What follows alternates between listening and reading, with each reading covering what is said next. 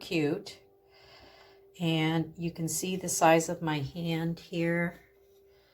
It's really small. So it's about 2.5, 3 inches on the top, about 1, 2, 3, 3.5 inches on the side. And I just push the button.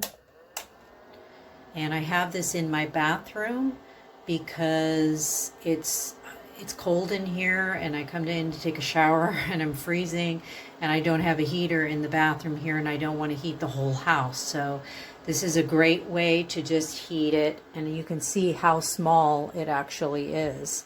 So it just sits here on my counter. I don't have a whole lot of counter space here, so I needed something really small, but boy, does it put out the heat. Really nice personal heater. So I usually come into my bathroom, turn it on, close the door, come back like 5 or 10 minutes later.